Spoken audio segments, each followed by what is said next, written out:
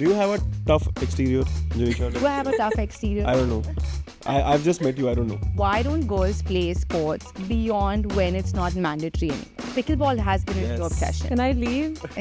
Because he wasn't performing, I didn't really care. Yeah. He didn't. So performance is king at the end of the day. Yes. Look at what the West is doing with women's sports.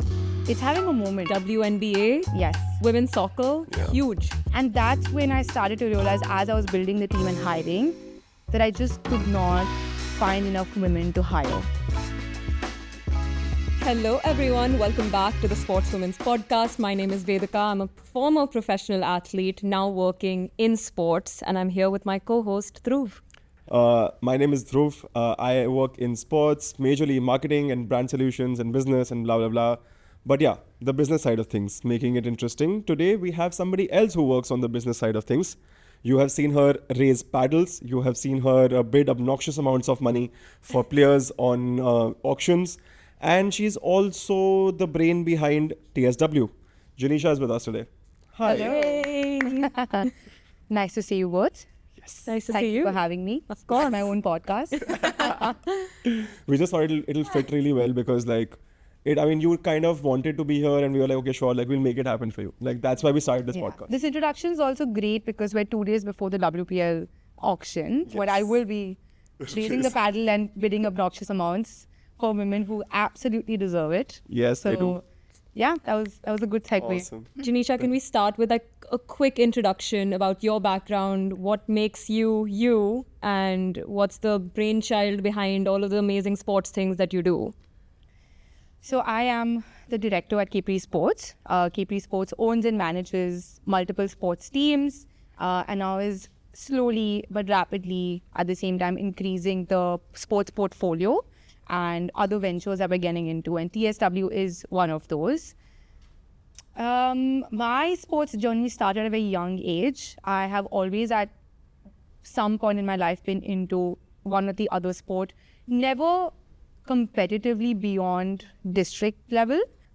Cricket was a love that developed for me because of IPL. I still remember watching season 1 and being in love with Shane Warne and so happy that I've been supporting Rajasthan Royals pretty much in season 1. And that was my year of glory because they were the first team and they won the cup and everything was good and it's been downhill ever since. So I hope that changes. But I remember being in boarding school and that was when I decided I want to try to play cricket because that was not something I ever thought was possible. I used to play gully cricket with the boys, but I was always just that 12th player. As per convenience, they would either use me as a fielder or, I wasn't really in the squad. Kacha Nimbu. Yeah, I was Kacha Limbu, for sure.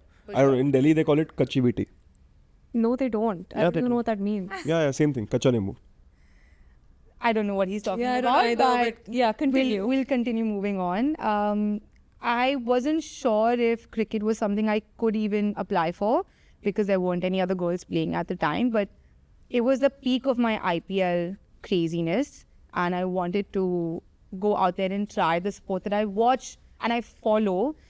And to my pleasant surprise, the coach said, yeah, why not? We don't have anybody else. So what we can do is we have younger boys also coming in from around grade 7, grade 6. You can maybe start with them and then move your way up if you want to. And I was like, okay, cool. I don't care what age group I'm training with, but I just want to try. And eventually, I loved it. I loved bowling more because I just didn't have enough strength to be a batter. And I was still figuring out the technique and everything. And it started to become a little sour for me eventually because I never got to play.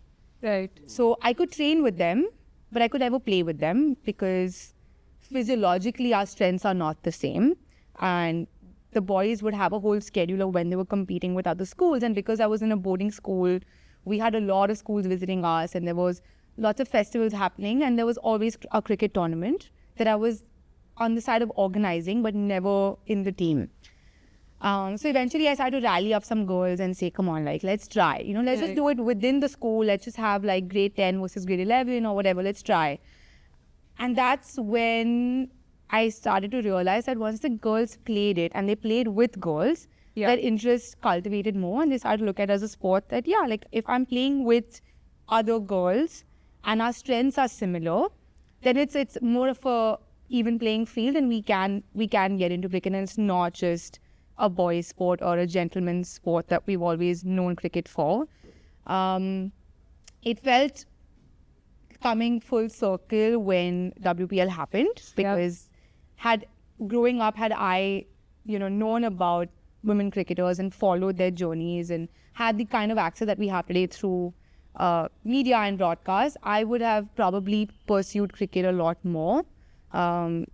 Because the idea is not about necessarily becoming a cricketer. It was just that sports after school died for me very quickly. Right. And that's something that I discuss a lot with colleagues and friends now, is why don't girls play sports beyond when it's not mandatory anymore? Right. We don't go out of our way to make sure that we are meeting friends and going to play football like the boys are, or going to play any sport for that matter.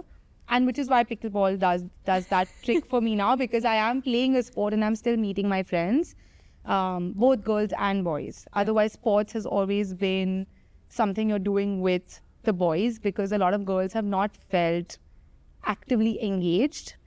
And I mean, it's so layered, right? It's about the way that like our PE teachers teach us sports, and the way that we've always been broken up into, okay, the girls go and play this and the boys go and play this, even in co-ed schools. And I remember all the girls just being like, okay, well, it's just another chore that we have to do, and it's not really fun.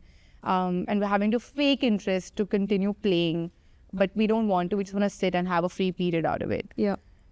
So at the time, you don't think much of it, but then I've started to introspect a lot more on how do you get young girls to think about sports way beyond just it's mandatory, it's compulsory, but for them to enjoy. I have never been able to fully get onto football until last year when I watched the FIFA World Cup, the Women's World Cup, and I was like, damn, okay, now the sport is making more sense to me. And I think that's the representation, that's the biggest difference representation can make, is that even me as someone who wants to watch sports will not feel fully connected until I see someone who looks like me playing the sport, and then suddenly something goes out in my brain and says, I want to play like that. I am ready to sign up for a 6 a.m. beginner class now, and I want to try. I want to go shopping for the right shoes, I want to get the right outfit, I want to wake up at 6 a.m. and I want to go train and I want to learn football. Why has that happened to me, 25 years later in my life? Right. Because I'm for the first time seeing women play, and I feel connected that I can also play. Yeah. And that's the biggest question that everybody asks, is like, oh, but why do we need more women, and what's representation about? It's just this. Yeah. Because growing up, how do you know what you want to become? Like, that's the biggest question, is that what am I going to be doing? How do I See someone else doing it. You're seeing someone else doing it, and it could even be in the way that, this is how you dress when you go for a corporate thing, and okay, I want to look like her, and I want to dress like, I want to talk like her. And you start developing those skills because then you have somebody to follow, and it's just that. And in sports as well, we don't have enough names out there, enough journeys out there that young girls can follow. I've seen so many professional athletes now getting into the media side of sports, where they're launching their own production companies. Naomi Osaka, for one, just launched hers. So what is the importance of broadcasting and media in sports, and where are we at in India when it comes to that? So we've done a little bit of this study now, because the number one question that we have as a team owner in WPL is, how am I going to get more bums on seats? How am I going to get more people to come and actively buy a ticket, watch women's cricket, show up online on the platforms to continue, following the journeys, because fans are a really important aspect of growing a sport, but also especially a franchise is nothing without the fans that are going to continue to stay on this journey. While we were looking at where are we in the world of cricket specifically for the women, we realized that the media plays an important role in just covering even the domestic. because that's where the talent is coming from. So how do you discover who is going to be the next Smriti? Right. Even as franchise owners, we're always on the hunt for how do we figure out who's going to be the next talent that's coming up? How do we continue to capture their journeys and help them blow out? Because we are at a really interesting point with women's cricket where only a few names have broken out in the industry. And I'm talking more from a fan following perspective.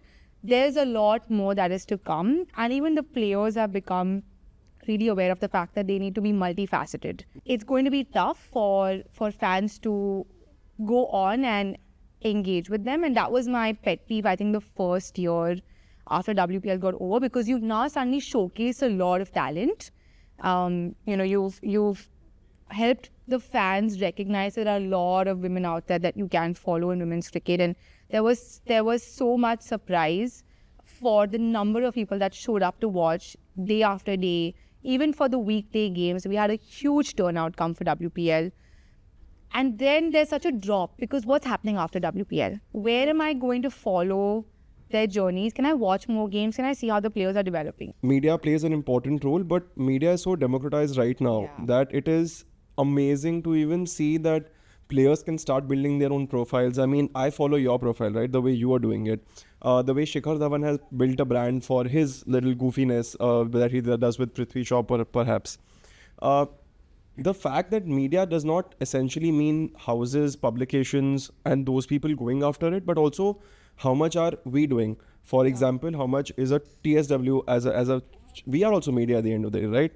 How much are we covering? What are we really going after? Or how much are we keeping the players in conversations? And this is like, see, cricket still has a platform. Right. And Jinisha can speak about WPL because obviously she's right in the midst of it. But there are so many athletes that are probably like that TSW has covered, in fact, who do not have a regular chain of like just content. Yeah, exactly, right? Their content then becomes their personality. Now they need to put themselves out there also at the same time, which is another media channel that can be exploited. Yeah. But like at the end of the day, it is all about the performance, because we've touched upon this earlier in another episode of ours and I would love to get your take on it. When the performance part of it falters, do we really look at anything else? Yes. I mean, does the conversation, and it'll be really interesting, like your team, like if it does not do well, right? What are some of the comments like? Are we talking about how say Deepti Sharma in your team, right, could have essentially hit that probably that cover drive a little better? Or are we talking about something else entirely? Are we talking about, just like, will people still follow her if she's not winning? Will people still follow athletes if they're not winning? We discussed this earlier in another episode where Neeraj Chopra became Neeraj Chopra because he had to first win the gold. Yeah. And then things started flowing for him and all that, right? So his media personality also picked up. Like, I mean, he did this one shoot, which I clearly remember after that, which was, I think, for GQ or one of the magazines. I don't remember which one. And they made him look like a model. I think it was the Vogue cover. Vogue cover. Yeah. It was the Vogue cover. Yeah, and he was dressed in LV head He was, to toe. yes, yes. And he was Good just... for him. Yeah. Good Oh for my him. God. That was so... But LV would never have probably taken him, right? See, it is a chicken and egg situation, right? Because there is no replacement for performance. Yes. But I can also argue that there are names of a lot of women that have performed and are yet nowhere to be seen. Thing that we realize about the other person, right? And then they not only humanize it for us. But you wouldn't care if he wasn't performing. Because he wasn't performing, I didn't really care. Yeah. And he didn't. So unfortunately. performance is king at the end of the day. Yes. If a player isn't performing, Yeah. you can make as many movies and commercials about it. None not work. You're not really going to follow And that's the same team. with actors, right? That's the same with any, say, popular faces. If you're not doing the one thing that you're supposed to do really well, all the surround sound goes for a toss. If you're a singer, if your songs are not working. If you're an actor, your movies are not working. Yeah.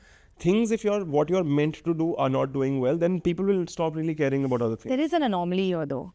Tell us. RCB. Yeah, I think you're a little biased there. I don't, but honestly, it's insane to me that a team doesn't win for 16 16 seasons now. 15 seasons they won in the 16th year, but the women's won it. Yeah, but the women won. I mean, I think that was Women won poetic. it, yeah. That was poetic. That was absolutely, Honestly, I loved it. Even though we didn't I love win, it. all of us, once we got over the sadness of not winning, we were saying that if there was a team that can change the system completely, Yeah. is RCB winning has done a lot more for Yes. WPL and the fans. Because, I mean, the men haven't done it, and we've had the And who's we've who had in the team. who's who in the team, and we've had the who's who in the women's team also. Yeah. And the fact that they did it in the second season, I think when we were shooting with Smriti about this, and I was talking to her about it, right? And the craze of these Bangalore fans is We were insane. talking about this in another Oh my episode, Honestly, like Bangalore in I general. Bangalore in general. is But when insane. I walked into the stadium for the first time, for the first game of RCB versus UPW, my heart was palpitating. I couldn't hear myself because the fans wouldn't let me think. Yeah. They were so loud Yeah. and so proud. Nice. And there's something to learn about how RCB has built that. Was there ever a moment like that that kind of instilled you to pursue the business of sports? I ask because one of the things that I want to touch on in this episode is how can people start working in sports? So is it a moment that you go through that you're like, oh my God, like I want to be part of this experience? What was that kind of moment or time for you that led to Capri Sports and everything else that you do? It was really unplanned. I mean, if you asked me growing up to name the top 15, 20 careers that I could potentially be doing, sports was not in it. So in India, we were looking at what is another industry that's really growing, and sports, it kind of fell into our laps. Honestly, it was kind of serendipitous because I finished my master's and I was looking at a career option in the US because I had an opportunity there. But I've always wanted to come back and be in India and work here. So while I was making my pro-con list, I was in the UAE with our first franchise, which was the Sharjah Warriorz, playing they were playing cricket with some of the other teams in that league. And I was trying to think about what's happening, and WPL ended up coming at the right time because I was trying to make a decision whether I'm going back or I'm staying. Yeah. And we had an opportunity to bid for WPL. And at that moment, I knew that I wanted to stay back because this was really exciting. That I used to play cricket and I was waiting for an opportunity where I could compete, even if it was just with friends. And this was a huge platform because we'd seen the success that IPL has had, and we've had absolute cricket craziness through the years of growing up. All of us have been exposed to that. But with women coming into the fray, that changed things for me. And I had a bit of a pivot where I said, I'm going to come back and I want to be associated with this and I want to see it through. It was interesting. It's been interesting. I mean, it's been a little over 2 years now that I have been working at Capri Sports. And a lot of it was just putting it together first because it was a non-entity. We had acquisitions in sports. We needed to figure out a way to put it all together. And that's when I started to realize, as I was building the team and hiring, that I just could not find enough women to hire. So the challenge is that we don't have a large enough pool of women that are in sports already. A lot of them are working as freelancers or consultants, and a lot of it is operations related. But if I was to say I want a team manager that is a woman, that's Unheard of. That's unheard of. Coaches, to this day, it is a bit baffling to me that we are. Why is that? Like, what's the Yeah. reason why we don't have more women in sports? So, because firstly, there aren't that many women's teams that exist, but But do we really need women's teams? I mean, see, what we were so, discussing. but I'm going to ask you is that we've obviously adopted the idea that all of the women's teams out there, irrespective of the sport, has a male coach. Yeah. But if you flip that on the head, are male teams going to be okay with having a female coach? So, like, what's the point if I am trying to become a coach? Where am I going to get a job?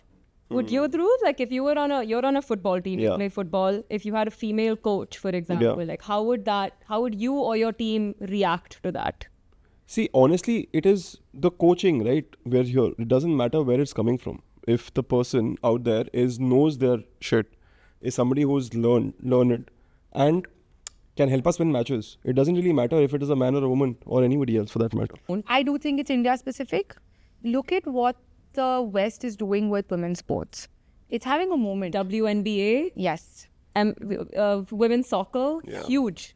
So I remember you mentioned, right, like that it was really game changing for you when you went to the stadium and saw the game, or when you were even bidding for. What is it like in the bidding room? Like, is it how we've all seen that, okay, there's like 4-5 people, 10, 12 laptops, and there's like bids going up and down, or like, is it like a closed bid? Like, do you send an email? How does it go? What is the process? So for our current acquisitions, they've all been different. Some of them have been that we've bought it over from previous owners. But talking about UP Warriors specifically, that was a silent bid. So you essentially get a form and you fill it in a certain value, and you can bid for multiple cities essentially is what you're bidding for. Okay. Right? So you bid certain amounts that if I was to get a franchise in XYZ, like in Indore or whatever, this is what I would pay. And you can change the value for all of them. So you might say if I was, if Mumbai was available, for example, you would bid a very different amount for a Mumbai, but then then if I was bidding for a Guwahati, Indore, smaller cities, I would have maybe bid slightly differently because you're assessing that based on multiple factors. Got it. So we were looking at multiple cities, and you said, let's see what do we get. And you can bid for all 5 cities. If, like, for example, in WPL, you could bid for all. Bid for all. And then the highest bidder gets it. It's a really seamless process. Yeah? Wow. So you just get one shot at it? You get one shot, and you don't know what anybody else is doing. So you have a form. So you can overpay or underpay massively. I mean, we got lucky. Yeah. We were just enough to get the team. Wow. So it is a draw of luck. So To give me some pointers on things that are very specific to the Indian sports business market. what is going to be really interesting in India in the next decade is engaging with the next generation in sports. That is not necessarily cricket only. So where the other sports can we find a way to make them as exciting, live experiences? What I'm starting to notice is that people want to have experiences. They want more, they want to be at things. They want to go enjoy it live.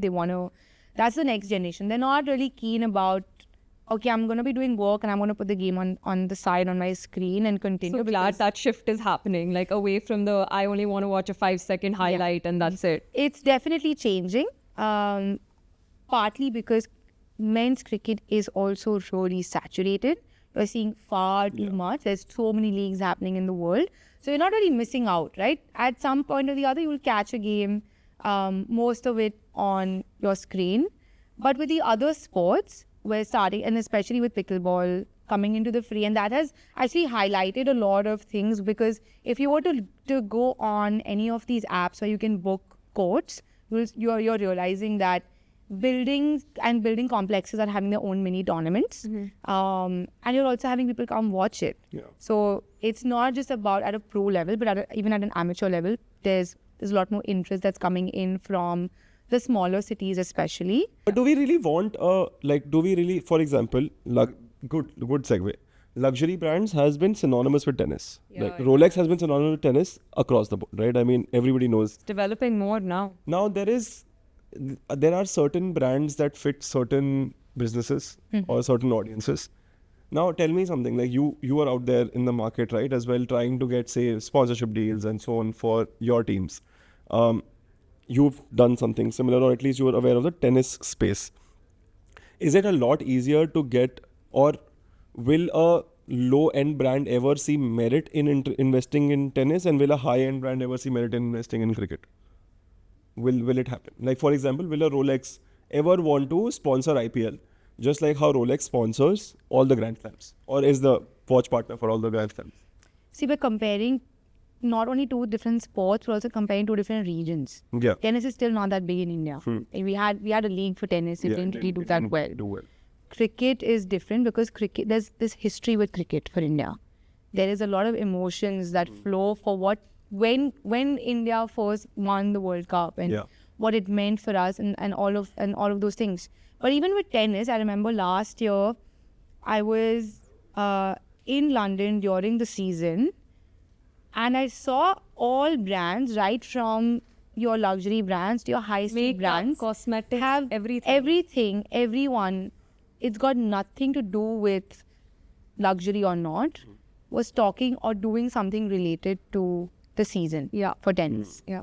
So what I mean is, right from a Uniqlo had little outfits in white, and so did a Ralph Lauren have outfits in white. Absolutely. And so that everybody, even though I don't have courtside tickets, but I know that I'm going to get into my outfit and I'm going to go to the pub and I'm going to watch that and feel like I am courtside. Yeah. Now in cricket, we can't even sell the bloody jersey.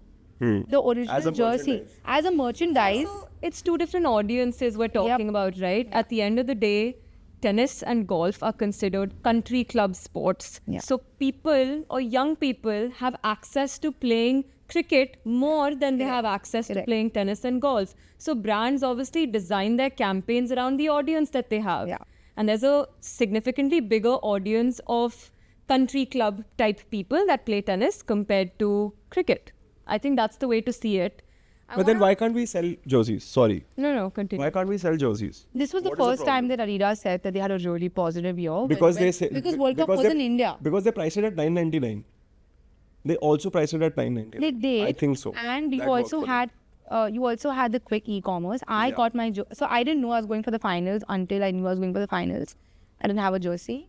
You were in the stadium? I went on Blinkit and I got it. Yeah. But, okay, one second. We've talked about India and US mainly as two different countries and sports business in two different countries. We haven't mentioned a big country coming into the market. Saudi Arabia God. is making I was a actually going to big say the push. other one, which everyone forgets, is Australia. But Australia and sports. I have no idea what is something happening else. there. It's like the Bangalore just of the too world, far. UK for It's some reason. something else. It's I'm something legit else. saying Australia is like the Bangalore of the world. Everybody is playing something there. Everybody is fit there. Everybody is a surfer, runner, cricketer, footballer, rugby player, tennis player, something or the other. I don't know what are they doing, man. They are constantly playing. They're just But not nice just that, their people. mindset. Athletic. The mindset that they build the athletes. I mean, having had the privilege of seeing some of them up close, a lot of them, were injured during some of the games, and we're concerned and we're thinking, the management's like, okay, they shouldn't play, like, they need to get it checked out.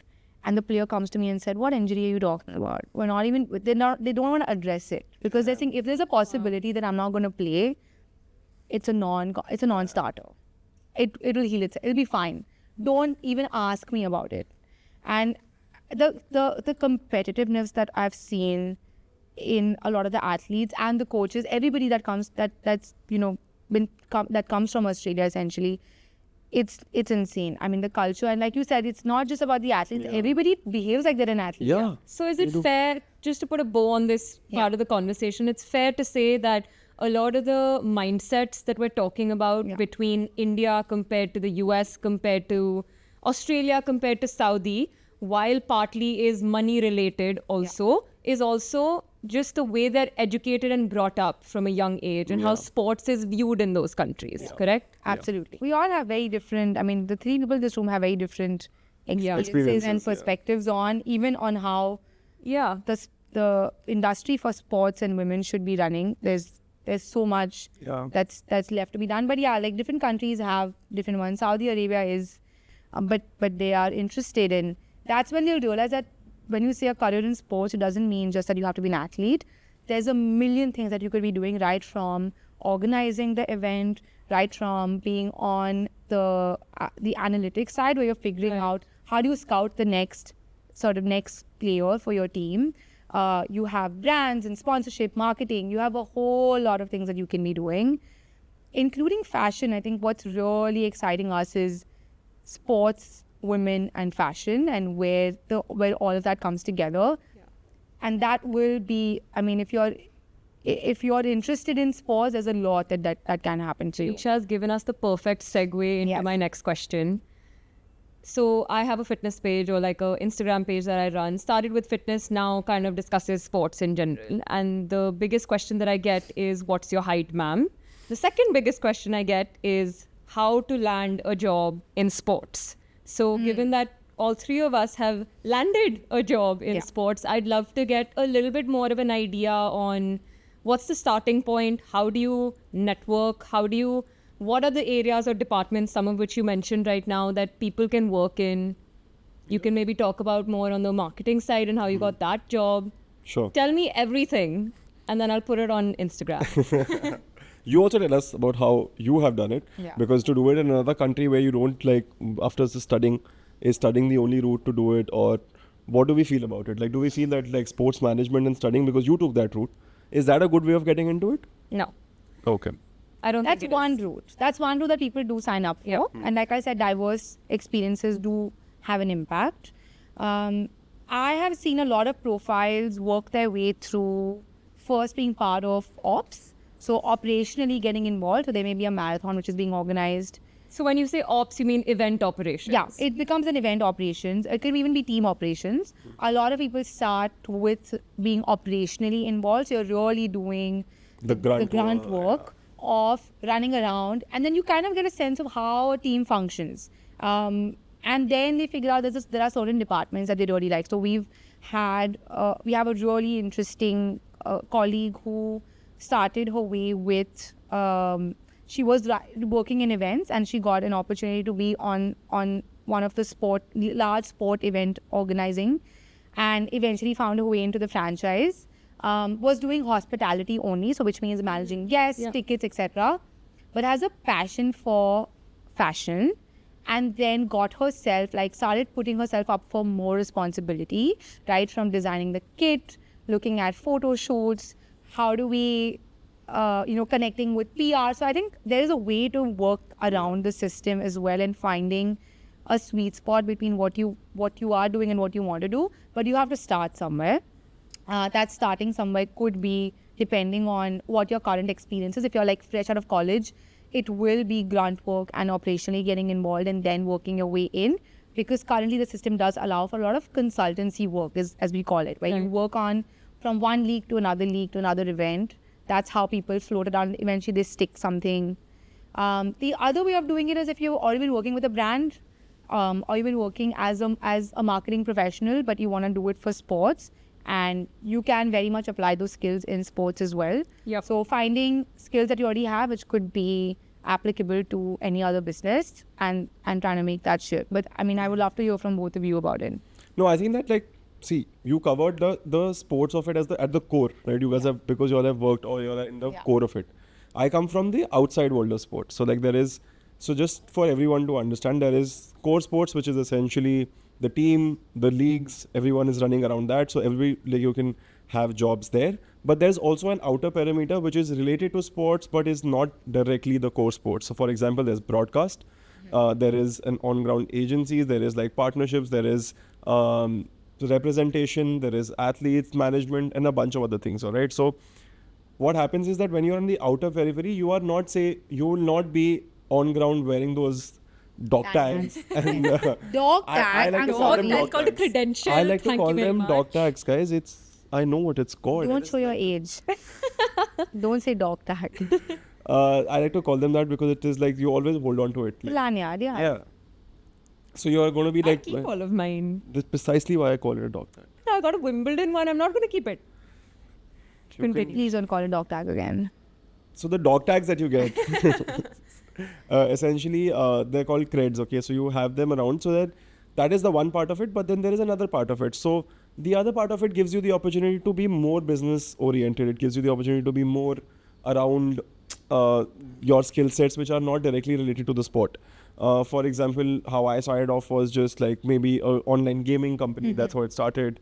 And then it moved to a broadcaster. Luckily, it just worked out because, again, they were looking for somebody in the space which is not where there's an affinity to sports needed, right? So it doesn't have to technically be about doing the grunt work or doing the on-ground work and knowing about sports. It can just be an affinity which helps a particular business form. Yeah. There are brands out there which are heavily investing in sports. Right. So we can look at those opportunities as well, where they need somebody in the sports team. Then obviously there are your Nikes and Adidases of the world, which are directly related to sports in a way again, but they're again in the outer perimeter of it. So, and then getting into the inner circle is fairly easy because then you start building your relationship, and that's how it's much easier. And it's also one thing that we need to understand in India, especially it's a very small world. And that's a small world it's the irony is that we have so many people, but it's a small world constantly. Yeah. But sports is an extremely small Very world. small So industry. when you start doing well or you start getting noticed, it's very easy for you to move around and just jump ship, go here, go there, and stay in the same realm of things. But the idea is that if you are somebody who, for example, me, I never had an exposure to the core sporting events or teams or anything of that sort because I didn't know anyone there. How it worked out was that you use your skills. So you could be a sales professional, a brand marketing professional, a brand solutions professional, all of these things which are skill sets that are needed for sports as well. And then go take the route of the outer world, which is which I've mentioned earlier, say a broadcast or a partnerships or so on and so forth. That's something which is interesting as well. Yeah. Vedika, what about you? Because I feel like your story is very interesting. Yeah. It's really funny that I'm going to talk about it now because we have such different experiences, and it's important for our audience to kind of know that there are very, very different ways of getting into sports. You could have a passion for sports and get into it. You could be on the outside of sports and get into it. You could be an athlete and get into it. And there's no right way. It's more putting in the grunt work, like you said, and there's different avenues that we'll summarize at the end, but I'll start with my kind of journey. Grew up playing tennis, started at the age of 6. Watch our Growing Up with Sports episode to know more. Plug. And always knew that I'll either become a professional athlete or I'll work in sports. It was something I penned down in a notebook very, very early on. Didn't understand what it actually meant, but it was there. And I went to the US. I played college tennis actually in the US for 4 years. And at that time, I was very inclined to working in college athletics. And I was like, maybe this will be a really cool thing to do. But slowly I was like, okay, if I come back to India, I don't know how much of that experience is going to turn over and help me here. So professional sports might be the way to go. I got a degree in sports. I went to Columbia to get my sports management degree and got a job for the US Open. And that's how I started, was basically working for an event. You're hired. Thank you. And that year, Serena Williams was retiring. So the year Serena was retiring, all of senior staff got busy with just retirement stuff. So I got a lot of responsibility from this player has brought his child and we don't know what to do with the child, to this player is upset about the match scheduling, to this player's laundry has gone missing. And I was in the center of all of that chaos, managing a team of 200 seasonal staff members, volunteers essentially. And I realized that this is where I want to be. If I can't become a professional athlete, I might as well help other professional athletes. So that was kind of my journey. Yeah. But I want to summarize by saying, for this part, if you do want to get a job in sports, some of the things that we've mentioned is volunteer for an event, any sporting event, if that interests you, and network as much as you can there. Meet people, talk to different people in different departments, because that's how you'll understand what you like and what you don't like. The second way of doing it, which Jinisha mentioned earlier, is getting a degree in sports. That way you become connected to alumni, or you become connected to your professors that understand it, plus also getting a little bit deeper dive into the sports market as such. So that's our long way of telling you that if you want to land a job in sports, watch this episode on repeat. I think this is a good time to segue into our favorite segment, Dhruv. Do you want to say it together? Let's say it together. Hot takes. I said it first. Okay, explain what hot takes is. Hot takes is simple, where we talk about whatever we've discussed today. We will talk about something which is probably a little not like digestible for some people. That's the nicest way of saying it, but something that we feel, okay, that it makes sense, but it's not the larger sort of agreement. People are not in agreement with it overall. It, again, depends on whether it is close to you, not close to you. Vedika will give you an example. All right, I'll give you my hot take. It's not too hot, but it's hot. Yeah, you should be in that realm only. Most people, most executives that work in sports are not passionate about sports or have been athletes in sports. They are simply good business people. 100% agree. That's my hot take. 100%. I think a lot of people have that misconception that, oh, I was an athlete, so obviously like I'll be great at working in sports. I don't think that's true. And people that have never worked in sports can be fabulous business people, because at the end of the day, as much as we love sports and are passionate about it and do it for the joy, it's a business. And the goal is always going to be money making. Yeah, that's true. Yeah. No, you do need, which is why you need a little bit of everybody on the team having different experience. It works, it balances everything out. But her hot take, does it have to be related to any, it's just a controversial thought. Yeah, whatever. Controversial thought, tell us all of them. And your controversial thought will actually get us some miles, because like PR will pick it up and stuff. So like, oh really? Oh, especially with the auction 2 days ago, I will seed this in. I will seed this in. I mean, I don't. There are far too many men making decisions about women in sports. Sure, It's sure. not a hot take. It's just it's a fact. It's a fact actually. It's a fact. I don't know who's looking at this and being like, yeah, I would agree with that. Like, I No, don't there are think, people who would do that, trust me. I don't think They that. just said we know better. Oh my god. There are far too many There's far too many men making decisions about Yeah. women and women in sports. Yes. We got to change that. My hot take is very simple. I feel that there should be equitable pay and not equal pay for athletes when it comes to women and men.